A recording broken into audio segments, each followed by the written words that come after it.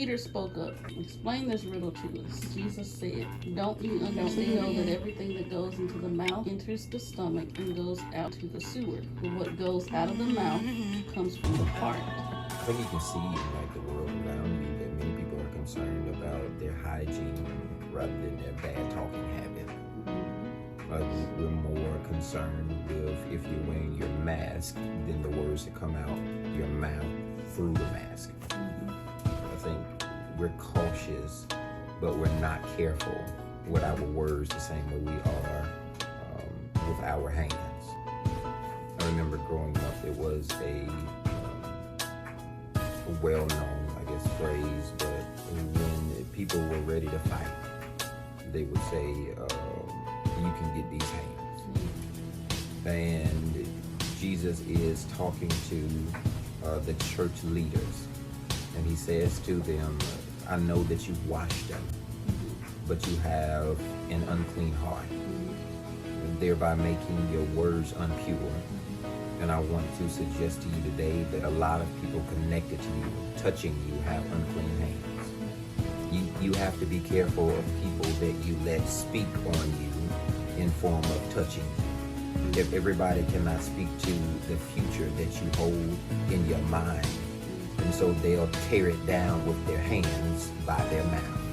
Because you have so many people casting doubt on everything you're trying to hold. But if it's not good intended in their heart, then out of their mouth comes words of doubt, words of dispute, words that will manipulate you to think that they're just looking out for your best interest. In reality, they're speaking the death over it. It says that you have to be careful what comes out of your mouth, because everything that comes from the mouth is connected to the heart. Not even a hand issue, it's a hand over heart issue. You have to be cautious about what pledges people make over you. If it's not under God, it don't need to be over me. If it's not to the future, the faith, the financial freedom, if it's not for the family, then there are some things I can agree to. It's not a pledge about God. It's not a pledge over me. You have to be cautious and careful, not only of others, but you have to be careful of having unclean hands yourself. The indictment is not what you eat, but what you speak. You have to be cautious about how you're feeding your inner spirit, how you're feeding your to come and your what will not be.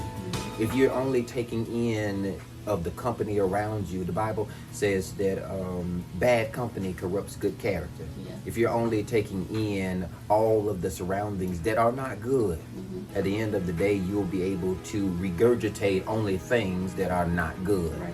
What am I talking about? The word of doubt could say that, yeah, I agree that all men are bad.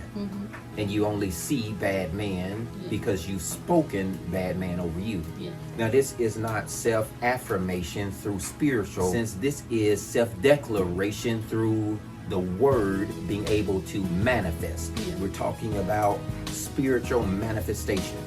The Bible speaks of it. And even right here, you said that Jesus said, it's what comes out of your mouth that makes you. Yeah. But it's what goes into your mouth that you're allowing to break you.